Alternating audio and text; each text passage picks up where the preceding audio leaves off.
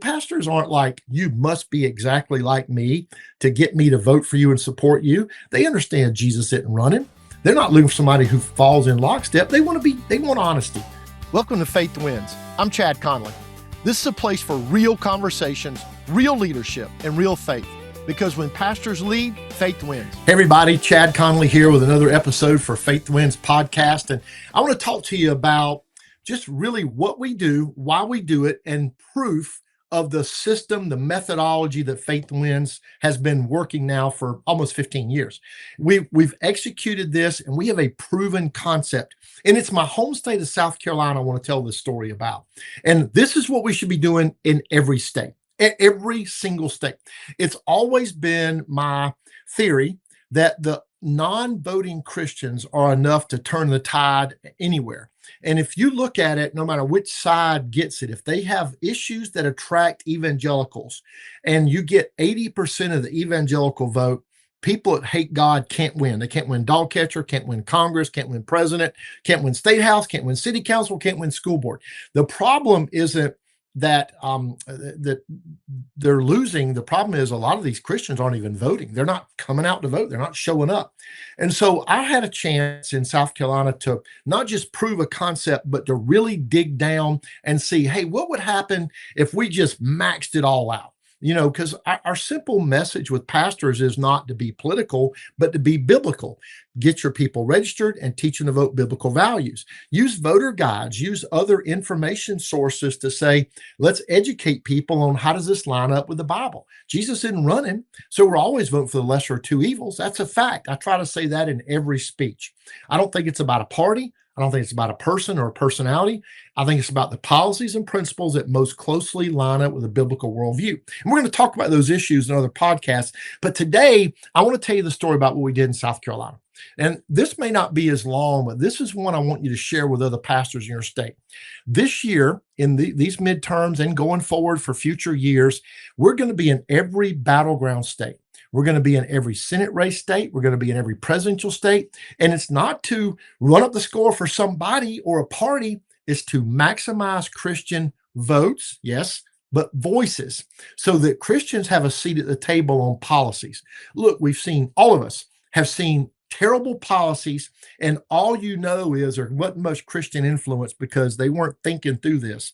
And those policies have a ripple effect. They affect you. They affect your family, your kids, your grandkids, and your church. There are literally policies that don't reflect God's laws at all that you, pastor, have to follow by law. So my goal is simple. I don't mind telling consultants, candidates, campaigns, I don't care, is I'm here to maximize Christian votes and voices, not to be in a picture on stage, not to just, have a photo op, not to endorse somebody. We don't endorse. It's a big reason I don't endorse. Now, you're a pastor. If you want to endorse, you can endorse. That's up to you. But here's my question for you. What's your goal? What's your goal if you do endorse?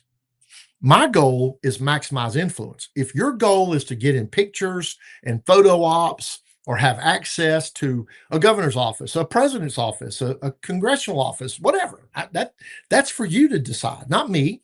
My goal is influence. And I find that a lot of times, if you will endorse somebody, then too many of the consultants, and there are believers who are consultants, it's maybe not the rule, it's more the exception, but a lot of them that don't have a biblical worldview want to check the preacher box. Oh, I got my preacher. Yep, I had him on stage. And then you find yourself having to support things maybe you don't agree with, maybe positions, maybe things happen during a campaign that just get squirrely. And in a primary especially, I think it's really a bad idea for pastors to endorse during a primary, but that's your call. I won't tell you must not. That's your call. You're a pastor. You got to decide that. For me, I don't want to endorse in a primary. In a general election, it certainly gets a little clearer.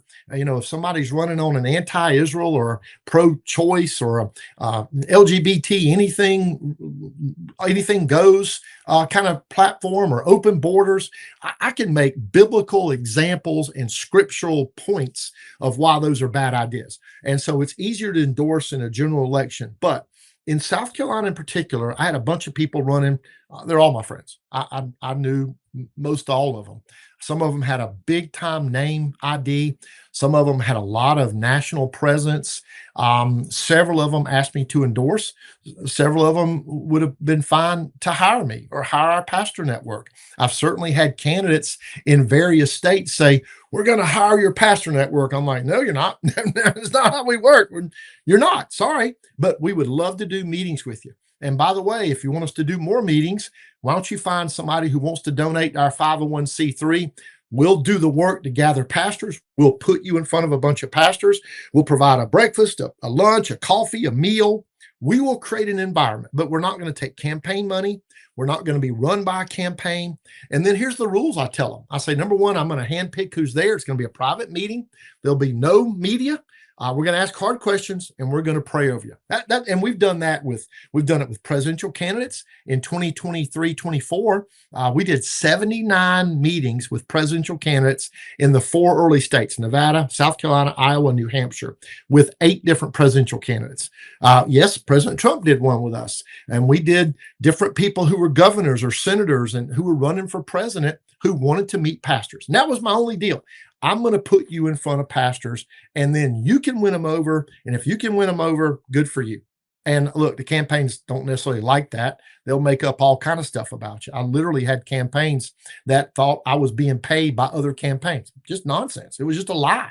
But let's face it, some of the people in those campaign settings, they maybe don't have a biblical worldview like you and I. Maybe not trying for a biblical worldview. They don't mind lying to people. And I experienced that. Hey, it hurts, but your integrity matters more. So I want to stay to my integrity. So in South Carolina, we did this. I spoke to every one of the candidates. In fact, we wrote, and I think we ought to do this in every state, y'all. I'm going to do it in every state this year. I'll write all the candidates, Democrat, Republican, Independent, I don't care. We're going to write a certified letter so we know they get it. We're going to mail it to whatever their public address is. Most of them have it on their website or whatever. You can make a phone call and get it. We write a certified letter that me and my lead pastor sign. And we say, hey, Mr. or Ms. Candidate, you're running for governor or senator or congressman or state house member or county council or sheriff or attorney general. Well, you're running for this and we'd like to do pastor meetings with you. We don't plan to endorse, but we want to ask you questions. We'll create an environment. And if you can win over pastors, good for you. And we're going to ask you about your faith journey. You know, pastors aren't like, you must be exactly like me to get me to vote for you and support you. They understand Jesus isn't running. They're not looking for somebody who falls in lockstep. They want honesty. They really want somebody to be honest with them and tell them about their faith journey. And look, we've literally won people to the Lord in meetings like this. It's so funny. Every one of y'all have had pastors say, we don't do politics because I'm just here to spread the gospel. Brother, do you think this limits you of spreading the gospel? You're meeting people in your outside of your sphere. You got more chance to spread the gospel than you've ever had. And I can give those testimonies from pastor after pastor after pastor, from state after state after state, where the opportunities are far advanced and expanded, not diminished, and certainly not minimized or limited. And so we did this in South Carolina. I wrote a certified letter last fall before Christmas to 32 candidates. I sent every candidate for U.S. Senate, every candidate for state governor, every candidate for agriculture commissioner, every candidate for attorney general. And there were 2 congressional seats, and we sent it to all the candidates. There were 32, counting Democrats and Republicans. And we said, hey, by this date, would you just let us know you'd like to do meetings? I wanted to put the ball in their court. You know, hey, tell us how you feel, and we'd like to do a meeting. We'll arrange it. Won't cost you a dime, and we'll find a host pastor. We'll try to match it with your schedule. We did all we could to make it as easy as possible. 15 of the 32 responded, only 15. 17 never responded. I'll tell you, most times right now, people who are on the left side of the spectrum, who maybe aren't Christians or they're pro-choice or pro-gay marriage or anti-Israel, they're probably not going to show up for a pastor meeting. But our role as a ministry, a 501c3 nonprofit, we want to invite them. I want to talk to those people. More importantly, I want you to talk to those people. And I had pastors from 5 different denominations who were on our team in South Carolina, who were arranging these meetings, setting up host pastors in their orbit. Because let's face it, you know, pastors I don't know, And some of the pastors that you know that I don't know pastors you don't know and I don't know. And we like all those pastors to be a part of this. It really is a way of overcoming the whole we don't do politics. Good. I don't want you to do politics, Pastor, but can you come meet with somebody who could be in office in our state, who's going to be making decisions for you and your family and your church? Shouldn't you have input with them? And sure enough, we from January to the primary runoff on June 23rd, I think it was now, some weeks ago, we held 75 pastor meetings. 940 something different pastors were at the meetings from, I think, 15 different denominations, conservative, biblically centric denominations. Again, I had 5 pastors who were on the core team who were inviting their pastor buddies, who some had a network in their town. And of South Carolina's 46 counties, we had, I think, 35 or 36 of the counties actually hosted one of those meetings. We were very strategic, we were very specific, and we had plenty of other pastors who wanted to host our meetings that we just frankly couldn't get to. And we told the candidates, these are going to be small meetings, but you're going to connect. You're going to get to know them. I challenge the pastors, ask the questions you want to ask, build a relationship, get their cell phone. So when you're doing your biblical part about praying for those in authority, as Paul tells us, you know who you're praying for. You're actually building a relationship. It takes some selling because all the consultants want to have 1,000 people. And look, we all love 1,000-person meetings. I don't think they're very effective because you're speaking to the choir most of the time. They're already on board, and there's zero relationship built in 1,000-person meeting. But in 10, even 20, 30, I think the biggest meeting we did was like 50 something. We had 50 something pastors that came out, and that was right at the end. And we asked those hard questions. And in South Carolina, we made a difference. We moved the needle. You can ask my pastor buddies. So let me tell you what was going on in our state. We see that lefties, anti-biblical people are pushing 3 things that I think the church ought to be concerned about. Gambling, expansion, casinos, especially marijuana, starts usually a medical that moves into a recreational. It's only happened that way every time. And the third one is liberal judges that undermine the social fabric. We've seen it in a bunch of states. And in my state in particular, we're dealing with all 3 of those. South Carolina's dealing with all 3 of those. And about a year, maybe 15, 16 months ago, I happened to go to the state house in South Carolina, and I was just talking to lobbyists and buddies. And the more I talked to lobbyists, the more I realized, oh my goodness, even a lot of my friends who are lobbyists have been paid by the casino gambling people already. Already. This is a year ago. And I thought, oh dear Lord, these people are serious. And some of those lobbyists who are my friends admitted to me they were paid to stay out of it, to not fight against the gambling interest.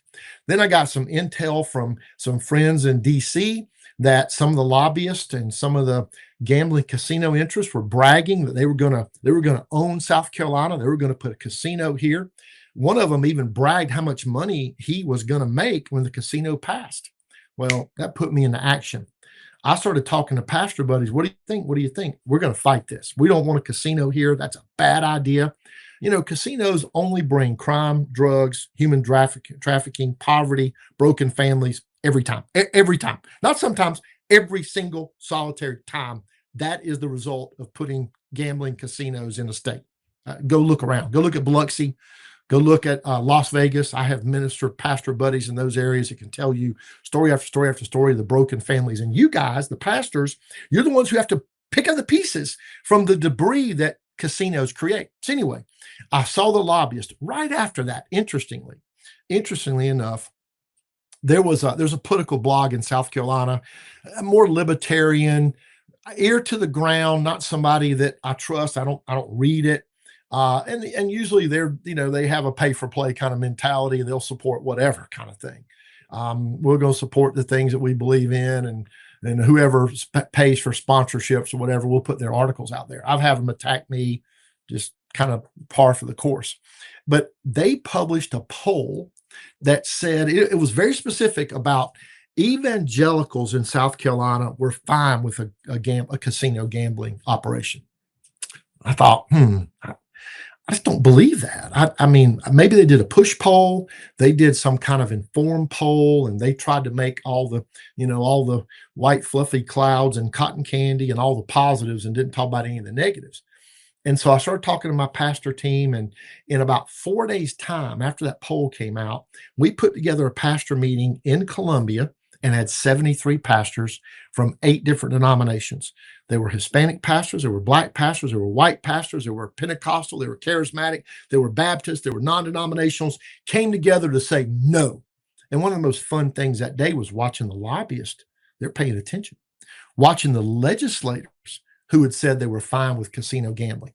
And they didn't give us credit. Obviously, the casino people, the media, they're never going to give me and you credit for doing the right thing. They'll blame us. They'll never give you credit. So we didn't care. We want to stop it. Sure enough, the casino bill that had been pushed and they bragged it was going to happen was put off. So we thought, okay, we got a little bit of time to organize. So I talked to some of my donors. I talked to pastors. We spent last fall putting together a team. And starting in January, all those pastor meetings, we did 75 pastor meetings, over 940 different pastors from 15 different denominations came together in over 35 different counties in South Carolina. And we talked about issues: life, marriage, judges, Israel, gambling. And we raised the awareness level. And sure enough, I told some people a year ago, this will be the issue in the South Carolina governor's race. Of the 6 people running for governor, and we actually helped push that, getting that question in a debate. Well, one of the leading candidates, the sitting lieutenant governor, didn't participate in the first debate, but some of the people on the stage said they'd be fine with gambling. 2 of the candidates openly said, I would veto a casino. I'd veto a casino, which is what we're looking for from a Christian perspective, right? And again, we didn't endorse, we didn't push anybody, but we asked questions and we held them to account. And in those meetings, it was pretty clear that there was a candidate that sure wouldn't answer questions about gambling and casinos. And in fact, that same candidate was asked in a later debate, and it was cringeworthy just watching her try to answer the question. And we finally got a pastor meeting with this person, the sitting lieutenant governor. We offered 6 different dates, 6 different cities. You pick the time of day. We like to have a pastor meeting. And they drug their feet, drug their feet, drug their feet. And I told the guys, the pastor, I think this is because of gambling. Let's find out. We're here to find out, because I didn't want to endorse. I didn't want to push them. I want to hold a candidate who could be our governor accountable. And I want to set a model and an example for all the other states, like you guys in other states, to follow. Sure enough, we held one meeting. And as soon as the gambling question was asked, the staff stood up and the candidate didn't handle it well. Well, we thought the polls were rigged. We thought they were manufactured. That first poll, it was done too early. It was too definitive. Oh yeah, South Carolina's evangelicals are fine with a casino, and we're sitting around with the pastors we know going, no, no, they're not. And I do these pastor meetings, and people are like, well, I'm not for a casino. That's a terrible idea. They're lying. This poll's been rigged. It's been manufactured. And by the way, I think that the pollster that did that lost some real credibility, because the more people talked, and that's what I did. I told pastors, go back and talk to your congregants, educate them on gambling, talk about why this is a bad idea scripturally. It's a bad idea. Talk about the societal and the cultural ramifications of casinos, and just take examples. Then we found the Baylor study that showed that for every dollar a state makes through a casino, they spend almost 4 just trying to fix it, with the Gambling Anonymous, with the programs made for families that are falling apart, for the people who go broke and lose their jobs. $4 spent for every $1 brought in. So don't let them lie to you. I can get you that study, by the way, if you're facing that in your state. We'll fight it everywhere that you want to fight it, y'all. And so we did these meetings. It became pretty clear that a couple of the candidates were all on board for casinos.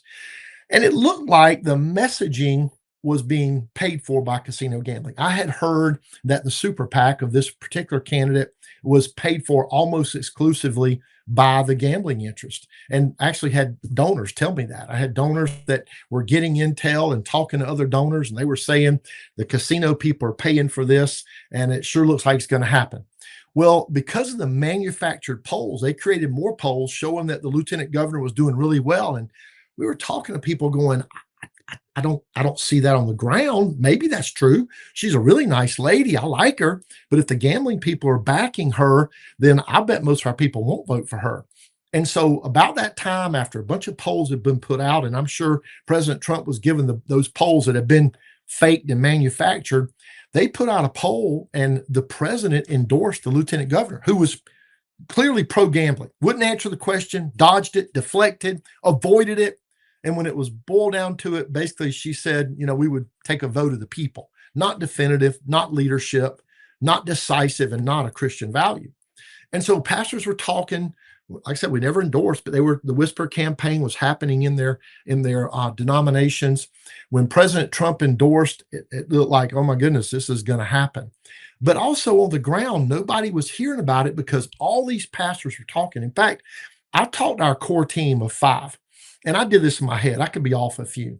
I said, I want you to talk to pastor buddies that you know and ask them if President Trump's endorsement moved them to vote for somebody that you believe is backed by gambling interest.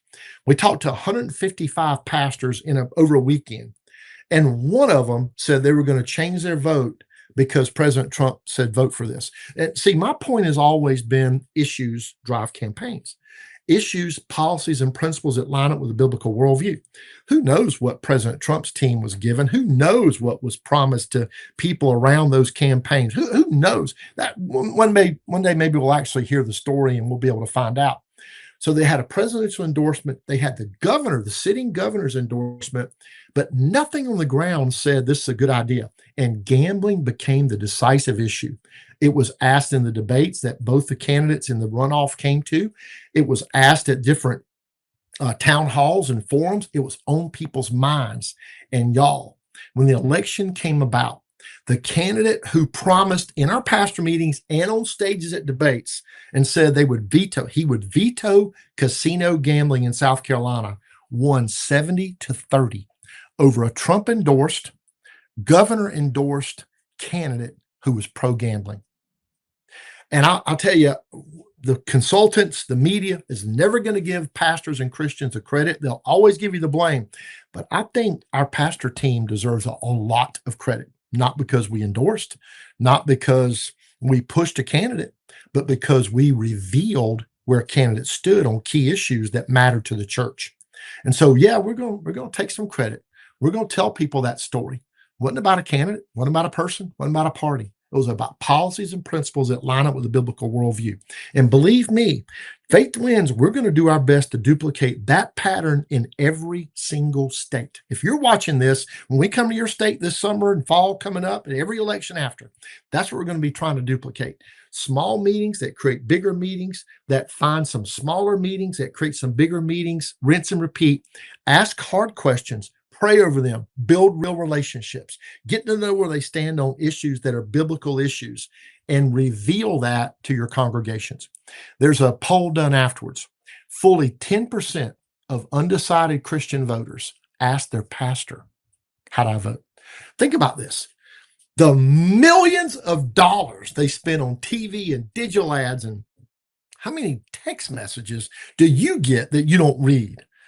10% of the undecided evangelical vote asked their pastor, y'all matter. You move the needle.